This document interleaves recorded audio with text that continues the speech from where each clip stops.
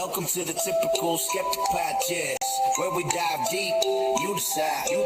Questioning the matrix from UFOs, where the shadows unknown reside. Rob Khalil busting myths like ghosts in the night.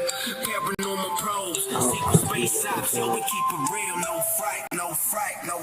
Typical skeptical seeking, never sleeping on the lies. Aliens, Anunnaki, black ops in disguise. From abductions to ancient scripts, we flip the script wide. TSP style, mile after mile, truth can't hide. Hold up, TSP crew assemble, we dismantle the fable. My lab's targeted souls breaking out of the stable. Dogman howling, Bigfoot prowling, cryptids in the mist. Mandela the fifth twist in reality, can't resist the twist. Soul trap snapping, reincarnation mapping, holographic dreams. Near-death visions, out-of-body missions, waking up the teams. No censorship here, we fear no elite scheme. Conspiracy kings ringing bells, hear the freedom ring. The skeptical seeking, never sleeping on the lies. Extraterrestrials, interdimensional highs.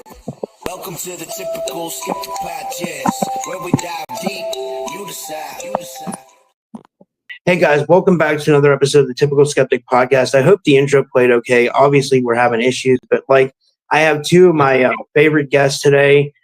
Someone I literally look up to in this industry because in 2018, I always say this, in 2018, before I even had a podcast, I started mine in 2019. I was watching Mathieu from FKN and he was already going at that time. And then I'm added my friend Michelle today. Michelle, the Earth Grid Rescue Mission.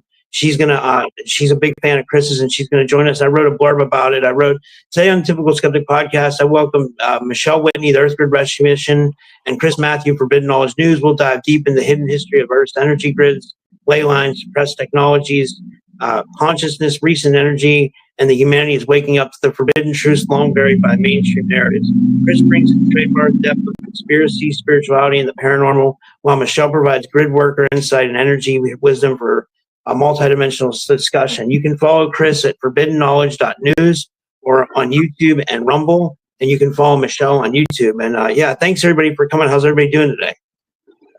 Hey Rob, thanks for having me. Hey Michelle, great to meet you.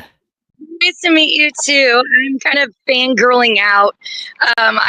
Rob, I've watched you for quite a while too, and I know we run in the same circles because I'm friends with Dawn over at March 4th Productions and Stephen over at BG Cast Podcast. So it's a real privilege and an honor to be able to be here today. So thank you for inviting me. Yeah, honestly, yeah. Chris, I don't think I ever asked you this. What got you into podcasting? Because like I said, back in 2018, I was already watching you. You had already started then. I never asked you that. Did you have I know you've had experiences, but did you have experiences back then that kind of prompted you to get into this?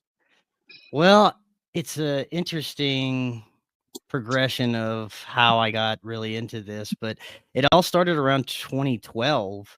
Whenever I was kind of lost, I was just starting to become aware that our reality isn't as it seems. I was going through a bad divorce. I was at a corporate job that I was not happy with. And I just started first diving into these interesting videos I'd see on my YouTube feed. And then that drugged me into the conspiracy realm. So I started reading again. I started reading from some of my favorite authors. And I had so much information bundled up inside, and I was dying to talk about this, but I couldn't. I was in South Louisiana, 2013. My family pretty much disowned me during that time because this is all I was talking about. I had very little friends, and they were very turned off by these topics. So I'm like, I need to do something else. I started a Facebook blog called Forbidden Knowledge News, started sharing some of the information, and that eventually turned into a YouTube channel because I eventually figured I need to talk to people that know more about this than I do. And I would really love to do something like I was listening to, of course, Coast to Coast, but also Rex Bear was doing his thing back then, and Higher Side Chats. There was a couple of others that I was really into at the time, and I was like, I think I can do this. So I started a YouTube channel, and that's all it was going to be at first. And that really started blowing up. But I have to thank Charlie Robinson. He was the one who suggested podcasting to me. He came on very early in the game, and he had just released his first book, and he's like, you need to turn this into a podcast. He hooked me up with his friend then, Cory Hughes, who had a whole podcast network, but it was focused on crypto at the time. So I got in touch with Cory. We hit it off, and we started to rebrand the podcast network and started with my podcast, Forbidden Knowledge News, took it from YouTube, put it on a podcast in about 2016. And that's where it all started from there. I didn't have any of my personal metaphysical experiences yet, because at that time I didn't even hit the spiritual realms yet. I was starting to dig into it a little bit, but not practicing in any way. So the paranormal metaphysical experiences came later around 2020, but that is how the podcast got started. That's so interesting. And Michelle, did you have any questions you wanted to ask them, like off the bat? Well, I just feel like I'm hearing my own testimony coming out of Chris.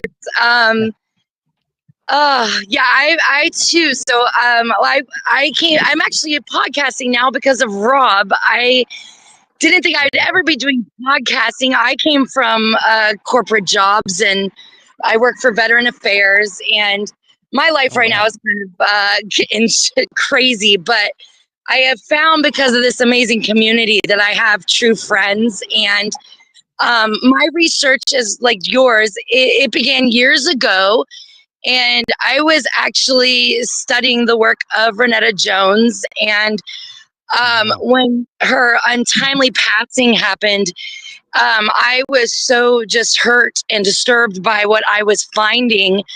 I kind of got hurled into this, and now I feel like this is what I want to do for the rest of my life. But I started having spiritual experiences as well. And so it's been quite a year. I mean, I know we're almost to the end of it. We're here in October, but this has probably been one of the most insane years of my life. And I think that kind of happens, right? When you have this awakening and you kind of see what is going on, and you're able to have that discernment and go, okay, something's rotten in Denmark, guys, right? Like, there's something amiss here.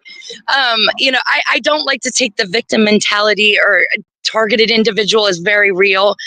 But I have been experiencing that. And I really just want to say that the community is my glue. This is my family, because like you, my family disowned me. My relationship of almost 8 years fell apart because of this. So now I really can't go back, because I've had too much taken. But I do believe we're kind of like, I always say they make diamonds under pressure, right? So no, I don't have any questions, Rob. I just wanted to say that. Yeah, no, that's good. Yeah, and like, it's weird. Like, once you figure out this stuff, it's like we can't go back. I could never go back to living a normal life. Would you feel the same way, Chris?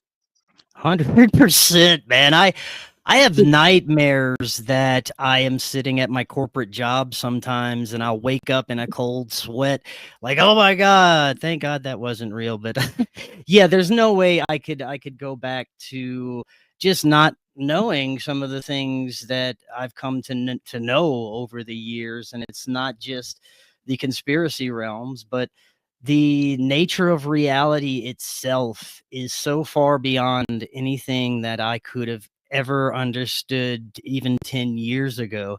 And I still have no idea what is really going on with the nature of reality. I have plenty more considerations than I did before, but I also have a lot more faith and spiritual connection than I ever did before. And I think that is one of the most powerful things that has happened since 2020, since the world started going topsy-turvy, is more people seeking that spiritual connection.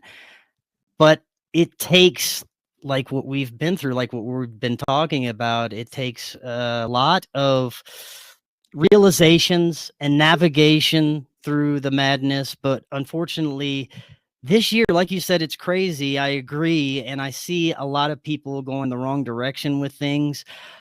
Of course, the conspiracy realm has been infiltrated, because that's what happens. Any good movement that is for the people, that is beneficial, will be infiltrated by three-letter agencies and the lizard people, and it will be turned against them.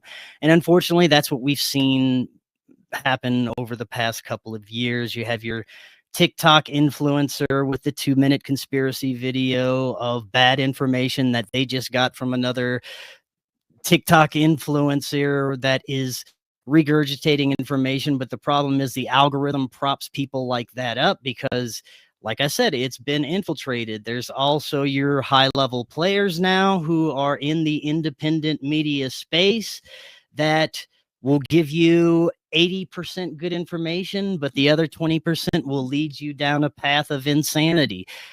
And that's what I've also seen happen, is a lot of unfortunate psychosis amongst people that get into the conspiracy realms. They get too deep into certain topics and it becomes their reality, and their perception shifts into a very negative state, and they can't get out of that. And they're trying to navigate these waters of basically psychosis that they've been led into, because we have been in a massive MK Ultra experiment since at least the 1960s when they started doing these experimentations. But now it's implemented. Now it's being used in real time with our technology and within the medical system.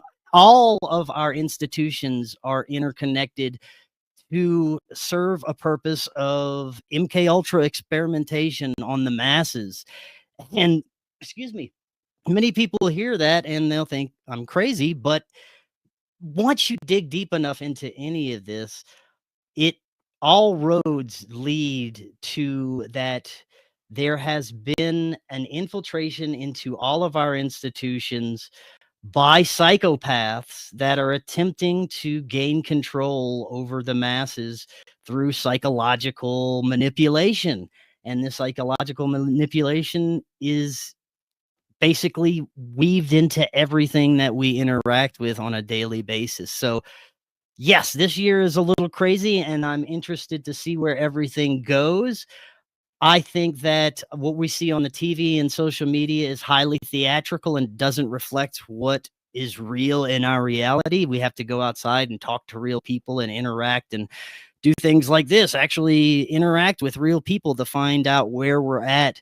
And that is one of my favorite things to do these days, is find out where the collective really is, as opposed to the nonsense that we see on TV and social media. So that's where I'm at with that. Yeah, it seems like you've been covering, I was looking at your channel just now, it seems like you've been covering a lot of like spiritual warfare, and like I know you had Nathaniel Gillis on, the Nephilim Death Squad, like a lot of like nature, reality, and spiritual warfare. Is that correct? Oh yeah, that's always coming up, and more now these days, of course. But I think it's very important for people just to become aware of the nature of attack that we are under. But also, I don't bring it in a fearful state. It's always with hope weaved in. It's always under the understanding that with this knowledge, we can defeat this. And the only way to play their game is to check out of it. But for sure, there's definitely a spiritual war going on that we need to be aware of. And I also do a lot of shows on how to navigate that, how to heal, how to integrate our traumas and not be part of the system and not have to worry about anything that they throw at us, and how to do it all without being afraid of anything. That's a really good point. Michelle, did you want to talk about on that? Did you want Yeah. Like I said, I feel like Chris is like, we're on the same wavelength. I'm just making mental notes here. And I do apologize. I'm sorry. I'm kind of in a new place. I've gone through like 7 states in the last month. And so this is the only place I get some internet signal. So I do apologize. I'm just out for a little walk trying to ground, but I'm trying to stay away from the street traffic. So I'm so sorry about the noise disturbance. Thank you. Thanks for having some grace with me. But yeah, you mentioned people like, I love Nathaniel Gillis. I've watched Rex Barrett, the Leak Project, for years now. I remember when his channel was super tiny, and now he is really just exploded. And, that's where I found people like Robert Stanley, who I know Rob has had him on his show. These were all a couple of times. It's been a while though. I love them. And they were very instrumental in helping me kind of navigate these waters. And what I have learned is that you're absolutely right. There is I don't want to get Rob banned. There are elites or family members that trace their bloodlines back that are working with forces in the spiritual side and making contracts to usher in end time events. And you mentioned like the medical industry, the technology, even like things as something seems so silly as like TikTok, but we know who owns and runs TikTok, the CCP. And if you look into what those people are doing over in those countries, I mean, there's just mass genocide going on, especially for young people, people under 18. They seem to be the currency that has been utilized to, usher in their agendas. And their agenda is waging an end times war against the creator or source. And so, you talk to people all the time and they think you're crazy, but if you really look at the evidence, if you look at things like the patents, if you look at these companies, like Palantir, even I used to work for the phone company and the satellite companies for over a decade and a half. And I have seen the technology they use with the alphabet soups, the 3-letter agencies. I have seen them do things where they have violated our constitutional rights.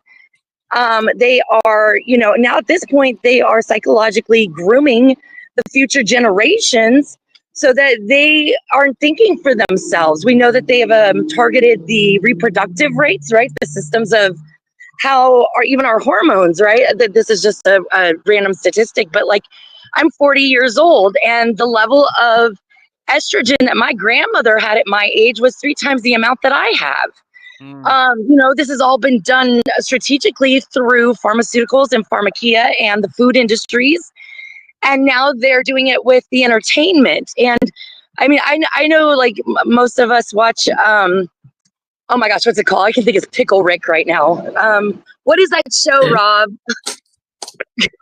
I don't know. I don't know what you're thinking of. Rick and Morty. Sorry, Rick and Morty. I haven't had any coffee yet this morning. Rick and Morty, or The Simpsons. And you're like, oh my gosh, are they predicting the future? Well, what I have learned is that they have these programs with the My Labs or the MK Ultra, like Voice of God or Project Looking Glass. And what they're doing is they are using children and looking down timelines. I'm being very vague here because like I said, I don't want to get you banned off YouTube, Rob. But they are looking down timelines and they are then creating content that we look at as, entertainment, right? And what does that do? Well, that gets into the subconscious mindset, and you're not really realizing how sensitive the brain is. The brain's incredibly fragile. It's easily manipulated, especially with the technologies. And we know that they have infiltrated the dreamscapes. I know Indigo Angel talks a lot about that, and she comes on Rob's show too.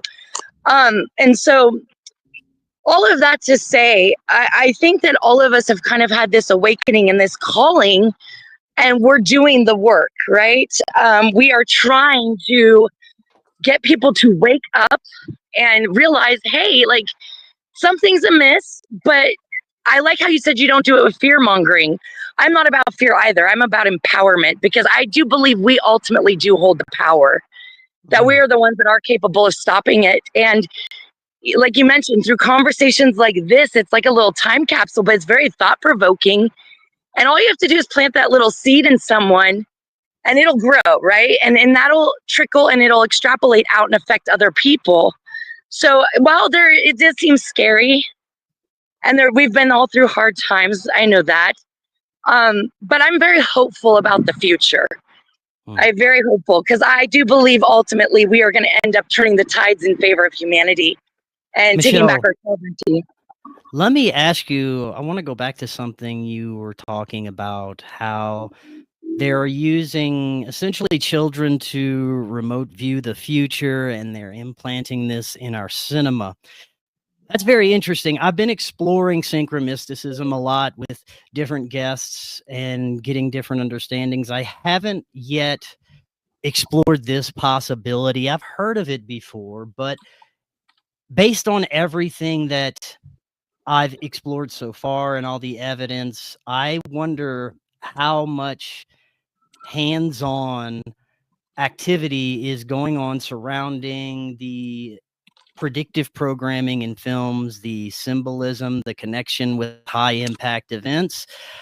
To me, I look at that and I think it's impossible for that to be orchestrated in any way. This has to be some sort of retrocausality or metaphysical energy that is causing this symbolism to show up in the films. But when I hear things like the Project Looking Glass and they're using people to get information from the future, essentially, and then I look at books that have come out in the past, like The Last President and The Adventures of Baron von Trump. All of these almost impossible connections that have come out through books and cinema that connect these, like I said, high impact events or reality in general. How does this happen? And you are alluding that this may be something that is more of a manufactured thing than we realize. Could you talk a little bit more about your understanding of that? Yeah, absolutely. That's a great question. So just bear with me for a moment. This is a non-linear answer. There are 300 satanic bloodline family members that are part of what you would call the Luciferian Brotherhood, the Great White Brotherhood, the Druidic Council, and they have 5 departments that they operate through, and that's going to be the Freemasons, the Kabbalah, the LDS, Latter-day Saints, the Jesuits, the Holy See, and they have other things they use too, like their Satanic Council has a I think they call it like the Satanic Temple. Okay, these are all of their departments. And what they are is they are grand high priests and priestesses in many, many secret orders and societies that have held on to ancient mystery school knowledge. And so how does that become our reality? Well, they are controlling everything, the media, the food, the medicine. And what they need is they need us in order to power this reality. We're like the generator or the battery, but we're also the ones that have to make decisions because it's a free will planet. So the way that they do that is through manipulation. Now, if you've ever looked into the early work of Ashiana Dean, she talks about the memory shield, or what they in the science community call junk DNA. This DNA is memory connection to source, but it also holds certain abilities, or what we might call gifts. Now, I think these are things everybody's capable of doing. It takes some work, but I think we all are capable of remote viewing or having intuition. And so what they do is they look for children with certain blood types and certain lineages, and they take them a matter of ways. They take them either from school.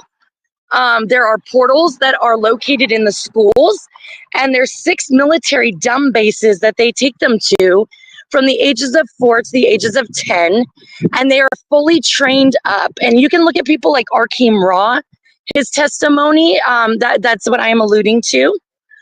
But they also, they use, like, the chakras are portals. And so what they will do is they will take them either in the dreamscape or they'll take them from school. At the end of the day, they'll give them a screen memory, right? So you think you picked your kid up and your kid was on, a field trip looking at dinosaurs all day and has this wild imagination. That's really not what's going on. And how are they able to do this? Well, they do this through trauma bonding and the fractaling of the soul. So, it's kind of hard for us with our human mindsets. And I'm not saying people aren't intelligent, but, we are really kept in the closet about this vehicle we call death. And we don't understand fully what it is that our bodies are capable of doing. And the chakras, like I mentioned, are portals.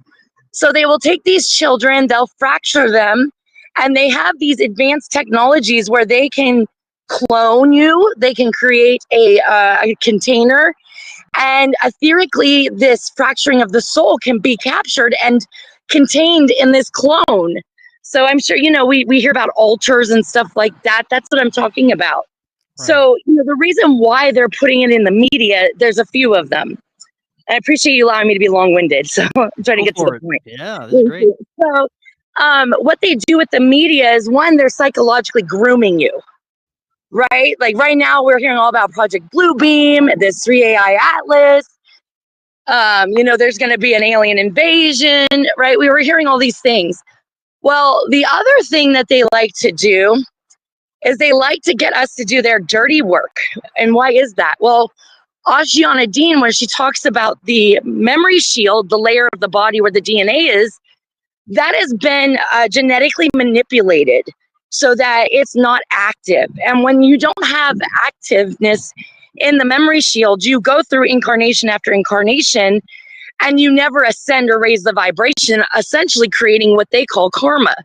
So they are Satanists, and they believe that to karmically relieve themselves, they have to put the information out there. And I think it was actually Rex Bear on the Leak Project that gave this really silly analogy, but it actually was very eloquent. He goes, if I'm selling poison apples and I have a sign that says poison apples, and you buy one and you eat it and you get poisoned, it's not my fault because I told you the apples are poisoned, right? Yeah. So I know it's kind of a stupid one, but that's essentially what they're doing is they're trying to groom us subconsciously and consciously to, acquiesce us all a certain direction, but they're also trying to karmically relieve themselves. And here's the thing, whether you're religious or not, there are fallen entities that have gone against the template of source and the intentions of what was given with this free will. They have abused those powers. And this is a war they never intended to win. Okay, so to them, it's not about winning. To them, it's about how many casualties, how many of the children of God or source can we take down with us? So I think, we talk about a simulation or a plasma universe. We know because of Dr. Lloyd Pye, he had a wonderful seminar he gave called Everything You Know Is a Lie. And he talks about how we were finally at this precipice of medical technology where they could look at the deoxyribonucleic acid, so your DNA, they could look at it at such a magnified rate that you could see coding in it. And that coding would not be present without the genetic manipulation. And so while we are constantly told, oh, we are so advanced, we're at the most advanced humanity's ever been, our ancestors were just living in a cave, painting with some paint that lasts for 50,000 years, but all they were doing was hunting and gathering, and they hadn't even found fire yet, right? Like, we're given such a convoluted mindset that we are the most advanced we've been, but that's not the case at all. So I do think what's going on here is that, especially with the conversations like this, I think people are starting to figure it out because, like I said, they can't help but tell on themselves, and they do use a language of symbolism. And if you have ever been, around someone who's a Freemason, it's kind of like sign language. So while they're not always verbally speaking, when they say, do you have eyes to see and ears to hear, what they're talking about is, do you have the critical thinking and the discernment to look beyond the programming of what we have been told is how you communicate? Because they are doing it through their language, which is hand gestures, colors, symbols, and displays like things like the seals, the state or the province seals if you're out of the country. So I hope that answers it a little bit. Yeah, it's basically Twilight language. Yeah, exactly. Sorry. What was that? I think the ghost in the machine is getting angry at. I'm not sure. Rob, did we lose you? You still there, Rob? No, I'm here. I'm here. Yeah. I was just thinking that was a lot, Michelle. That was really intricate. I agree with you though. And it's I'm just trying to think. Yeah, it's we're in a conundrum, I think, So how do we get out of this is the question. How do we start to turn the tide in our favor is what I'm thinking. What do you guys think? You go first, Chris. Well, that's the question of the ages, isn't it? Because we've never had that freedom. We've always been under the thumb of the ruling class, at least in our lifetimes and our grandparents' lifetimes, and pretty much all throughout written history, we have been under the thumb of some kind of parasitic ruler. And when we try and imagine a future without that, how impossible is it? We only have our fantasy portrayals of utopias, which when we try to implement that in reality, it never works out because there's always that negative ruler or that negative power control system that is in place. How do you get rid of a foundation that is controlling everything and that is psychopathic? Yeah. So we've been under this throughout history, and right now is the first time in my lifetime that I've seen people question realities, that I've seen people and masses try to understand what's happening, see the corruption that's going on. And again, this leads to the situation that we're in now. There's chaos. I think that what has to happen is we have to go through all the chaos. We have to experience this. There's going to be a period of time of major adjustments, and we are going through a period of basically destruction right now. All the old systems are being torn down because they're not going to work with a collective that is awakened. And the more people awaken, the more the old systems crumble. But that brings in another problem. The lizard people don't want their systems to crumble, so they're going to do everything in their power to prevent that. That's why now we're seeing things like Palantir, AI law enforcement, and AI in general trying to take over everything because they believe this is going to be their new god. This is going to be the ultimate control system that can get its tentacles into every single thing and every single person.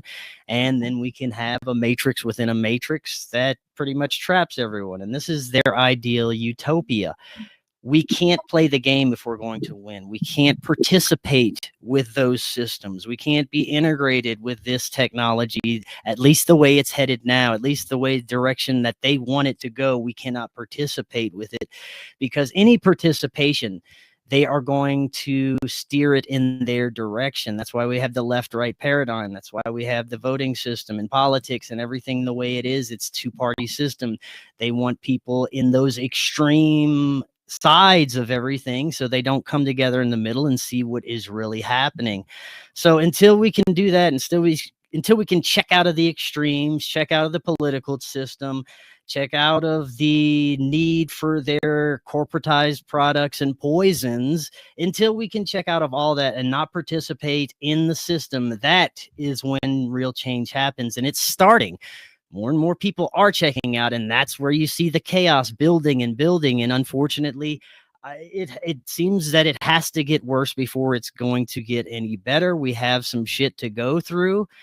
And I think that the best way to navigate that is without fear and with love. And also, another thing is what they want you to do is get up in arms and go out and protest and quote unquote fight and fight each other.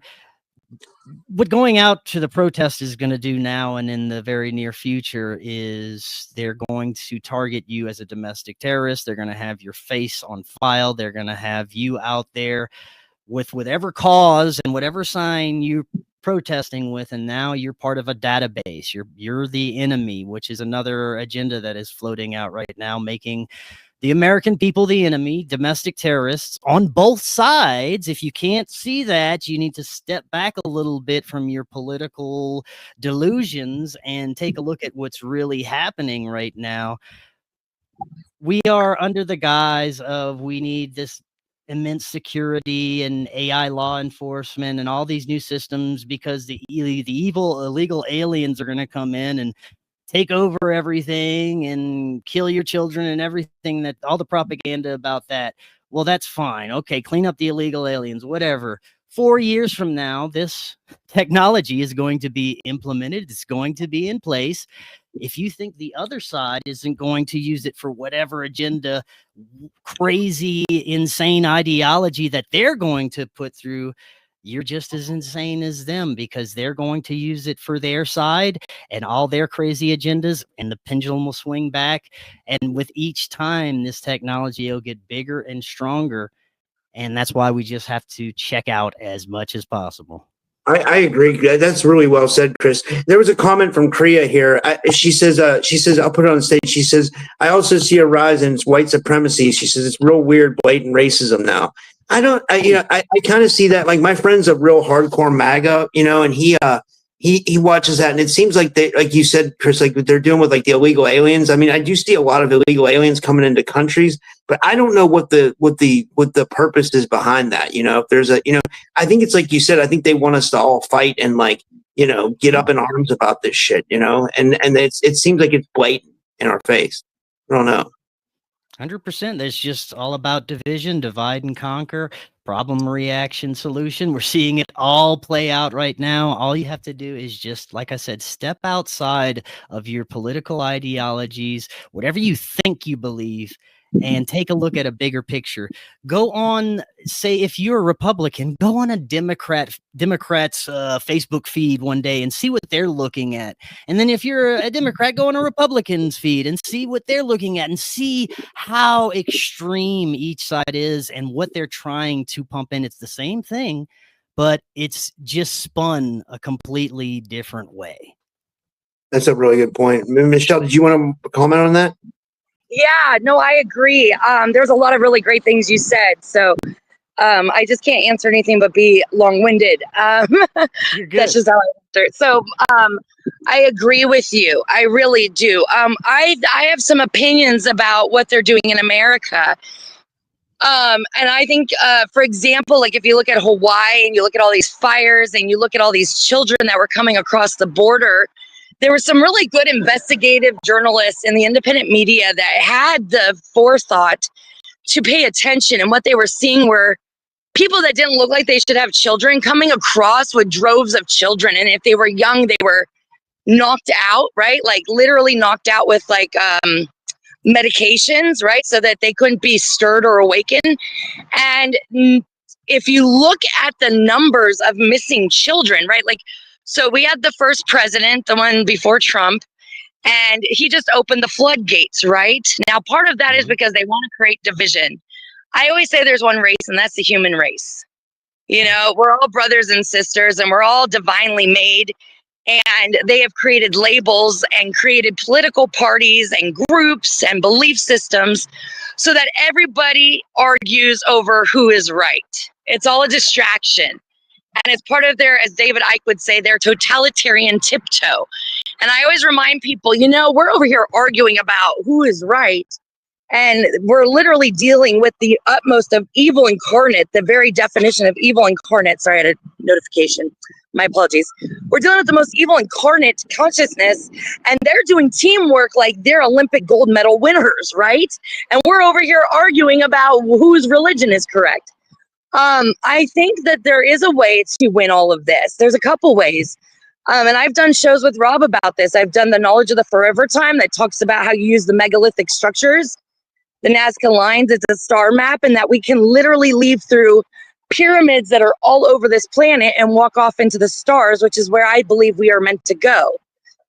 The other thing we can do is, they talk about, now I always say this word wrong, the Merkaba. I know some people say Merkaba, the Merkaba body. Activating that is literally like our throne of God. That is our ability to transcend and traverse the stars. And I do think it is a game. And how you had mentioned the way to win the game is by not participating. I think what's going to happen is this. I think they're going to try to usher in another world war. But I would like to think that people are awake enough now that they're not buying the BS anymore. You can look at things, especially if you're trying to explain this to somebody who is not into the woo or the mysticism. You can take worldwide events like Pearl Harbor. There's been declassified documents that talk about how Pearl Harbor was completely staged to bring America, with our free will, rushing in to into the world wars that we've had, and we know they've all been manufactured. The other things that's too is that, so I do decoding on the Luciferian Brotherhood, and I had mentioned those seals. So like anyone that looks up like their city seal, like I did one on Pittsburgh for Rob, and what I showed is these represent the contracts, these represent the lodges, these represent the orders, the societies. the types of magic that they're using darkly, where they're holding their ritual sacrifice grounds at, who has the authority in the area. And if you have those seals proportioned and ratioed correctly on the jurisdiction that it's applied to, and you know how to read it, you can completely expose them. You can expose where their dumbs are at. You can expose where they're doing their perverse sacrifices at. And I think that as we start to expose these strongholds, we are capable of bringing back what they call the well springs, right? So ultimately, humans hold so much power. We really do. We really were divinely made. And I really think that what it is to play the game is to remember. It's to awaken that junk, I said air quotes, junk DNA, your memory shield, and to step into your power and remember that we all are fractals of source, and we are creators. And that ultimately we are the ones that give power to this whole quarantined simulation. Because I do think we are in, like how you mentioned the game inside the game. So I'm just going to be long-winded for another minute here. I had this spiritual experience or activation in February. And right before that, I had started seeing like Titans in the ley lines. I was like, I tell the story about doing my dishes in my kitchen, looking out the window, and the tree in the backyard turned into a fully conscious giant that I could telepathically communicate with. And what I realized is that they have plugged all their technology into Mother Earth, into Gaia, their electromagnetic grid. Their technology is their housing mainframe for some of these consciousness in the spirit realm to traverse through. They're using it as like the quantum computer. My personal opinion, I think that there are entities frozen under the ice in Antarctica that can't quite get out, but their consciousness is able through these quantum computers to go from one reality to another and communicate, kind of like a radio. Now, I could be wrong, and I'm willing to look at things and say I'm wrong, but all of that I'm trying to say is that we do hold the power. There are things, if you're willing to be critical and you're willing to look away from cognitive dissonance, there's patents, there's historical events, there's whistleblowers. There is true hardcore evidence that can be utilized in an intelligent way and with discernment, that you can see the curtain come up, right? And the bullshit, excuse my language. But I really do think that that's how we turn the tide of humanity, Chris and Rob, is we stop playing the game and we take our power back. That's a really good point. Yeah, and Chris, do you believe that this is like a prison planet, or do you believe in the soul trap theory? Like, do you feel like if we go to the light, we get reincarnated, or like what's your take on that? Do you have a?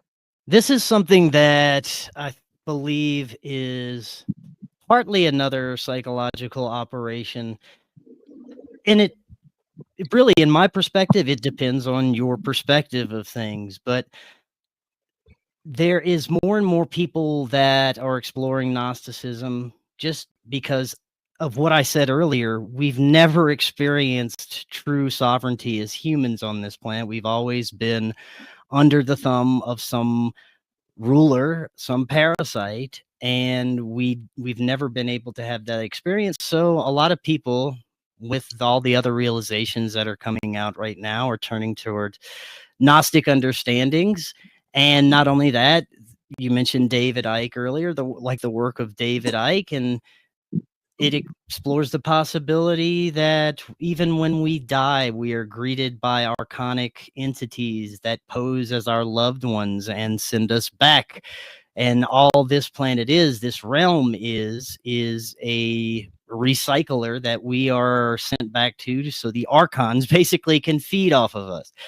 That is a completely bleak perspective, and I can't get down with that mainly because of my own experiences and the things that I have come to understand through meditation, psychedelics, and like I said, my own very powerful spiritual experiences. And I can't speak for anyone else, but what my experiences point to is that there is home, that we can go home after this experience, that this is an experience for experience. And even the archons are working for source, that even the malevolent beings are part of this experience, that we couldn't learn and grow without them. They are like matrix maintenance in a sense, and we ultimately control the show either way. So that's where I'm at with everything, and I do not think we are on a prison planet. I love that. Yeah. So do you think it's like a school, like we're meant to like come here to learn lessons? Essentially, more or less. Yeah. It's our, I think it's the experience tool. It's the way that whatever we are can have experiences, and the best way to understand it now is through our technological understandings. We're at a point in our evolution where we're immersed in technology, and the only way we can understand our reality is with that comparison. That's why we have things like the Matrix and simulation theory and quantum theory. And I bet in 10, 20 years, we'll have a completely different understanding collectively of the nature of reality. And we may even call it something else, and we'll experience reality completely differently. I agree. And Michelle, did you want to talk on that? I agree with him. I really do, because my personal belief system is that whatever your intention is set to, that's what will happen. When I use the word death very loosely. I kind of think it's almost like a death to come here. You have to forget to come here. You are told from the moment of birth that there's no such thing as magic, that you can't manifest with your intention. You can't pull from what I call the sphere of availability, which is kind of like lucid dreaming. And then you're able to pull that through to the physical. I think that the purpose of Earth is to learn how to master the physical with the mind. And so, yeah, if you believe, you're this horrible sinner and you're going to go to hell when you die, I think that's exactly what's going to happen. You know what I mean? Even the tunnel of light, like I've already set my intention that when I pop out of my body, I'm going home to source. That, you know what I mean? That's where my vibration and my intention is set.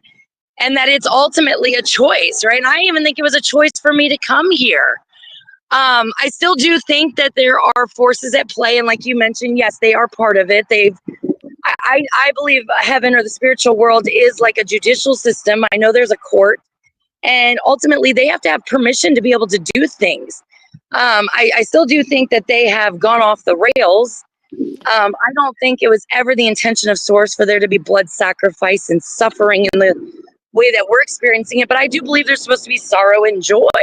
Well, let me interject something real quick, and I'll turn it back to you. It's possible, this is something else that I consider, that what we experience as the negative, horrible, parasitic influence in our reality may be that. It may be a negative parasite that somehow infiltrated our reality. It's not supposed to be here, and it's basically a battle against our souls and whatever this negative parasite is. And I do consider that possibility, that it's not necessarily a prison planet, but it has been essentially taken over, or they are attempting to take it over. I would concur. That through my research, that seems to be the common denominator in this math equation of screwed up. But yeah, no, I would agree with that. But like I said, I'm not into fear mongering. Right. I want to say it for the 100th time. We hold the power. We're divinely made. We're the ones in control. And if we weren't, they wouldn't have to work so manipulatively, right? They'd sit down at the table and say, let's make a deal. They're not doing that. They're hiding in their levels of the light spectrum, and we're essentially blind as humans. I think we see like less than 1% of the light spectrum with our eyes, and you know this because you've had spiritual experiences, Chris, you can feel things intuitively. I've lived in 2 haunted houses. I've seen things that if I told my therapist about it, I'd probably end up in a padded room. But, I think, again, all these are things that have just been kept vague and in the dark. I think when we pop out of our bodies at the moment of death, that's really where life is at. We lost Rob. I don't know how they can keep the host off. That's all right. we'll just continue until he gets back. But yeah, I think that essentially after we die, and this is just something that I have come to the conclusion after talking to people with near-death experiences and my own intuitive feeling that it's like waking up from a dream, and we will essentially be home, and we will know this. We'll have this ultimate knowing that we're home after we have this life experience, whatever this is. Welcome back, Rob. Hi, Rob. Yeah, and I think this is a really good episode. So Jason in the chat says, "Is there a simulation outside the simulation?" That's a good question. Like, is there like, do you think like going back to sources, like, is I guess our home, or I guess is that what you guys are saying? Like, where you just go? Well, I was talking with Luke Angstead yesterday about the nature of reality, and if there is baseline reality, what we would consider a baseline reality, if we are already removed from baseline reality, because if we live in a realm of possibilities that have already happened, could already happen, will already happen, and it's all happening at the same time, well, that means if all the possibilities have already happened, then the possibility that we have been somehow trapped inside of another simulation would have already happened, or the world ended already, and the only way we can survive is uploading our consciousness to a simulation. Well, that would have already happened if we live in a realm of infinite possibilities. So could it be possible that we're in one of those possibilities right now? And it gets deep, and that's one of the things you can get lost in the weeds, and I believe you can go a little too deep into sometimes, because I don't think we're going to find out those answers, at least not right now. And I think there's also some answers we're not meant to know about in this experience, and that's also a part of the experience, just in my perspective. I agree. Yeah. But this has been fascinating. I was just saying, is there anything else you want to? I wanted to ask you, Chris, what's going on with Forbidden Knowledgenews? Are you working on any new documentaries or anything like that? I am. In fact, I am leaving Saturday to go to North Carolina and Georgia to film for film number 3. Film number 3 is going to be a little different. It's going to be a sci-fi comedy mockumentary. And we're going to have some fun with this one. It's going to be about a private detective played by myself searching for Chris Mathieu, who went missing after a series of psychedelics and rituals. And it'll go along the theme of the multiverse and being sucked into different dimensions and things of this nature, and myself as a private detective trying to find myself. So we're going to have some fun with this.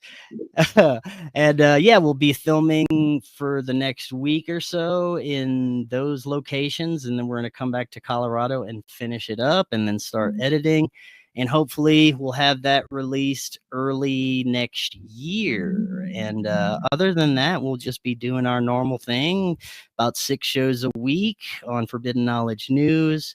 Yeah, that's what we got going on.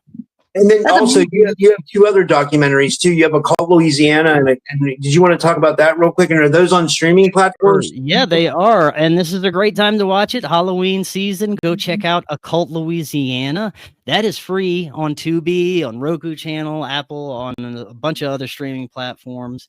And Doors of Perception. That one was recently released on Amazon Prime. It is still exclusive on Amazon Prime. I'm kind of pissed at them because they won't release it to anyone else yet for some reason. But they're there, so definitely go check those out. We really appreciate that, and great films to watch during the Halloween season. And other than that, you can find all our other content on our website, forbiddenknowledge.news. We got our YouTube channel back, so we are back on YouTube, and we're on Rokfin and Rumble and all podcast platforms.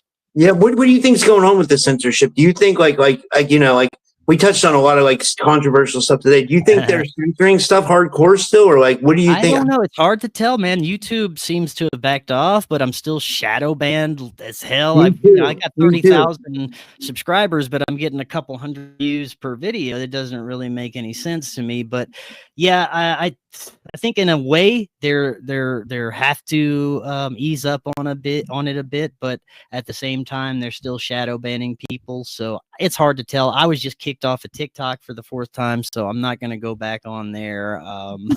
Dude, Other than that, yeah, I got kicked off to TikTok too. It was right. Yeah. Me and Lauren Pritchard. Like you guys follow Lauren Pritchard. She's a good follow. She has good content. We both got kicked off at TikTok right around the time that Charlie Kirk got passed away. But I didn't have content about Charlie Kirk. It just happened to be, and it was weird. Like, and I didn't even post anything like that controversial on TikTok. So I don't understand TikTok. I feel the same way as you, Chris. Like, I have a small account on there, but I barely post anything because I'm so sick of them kicking me. TikTok really sucks. You know, they really suck. They do. I don't know. You experience anything like that, Michelle? Oh yeah. I was shadow banned before I even had content coming out on YouTube. But so that's what actually I've decided to do is I started up a Patreon. I started up a Substack. They're very reasonable, the subscriptions, but I've decided to it was very hard for me to do this.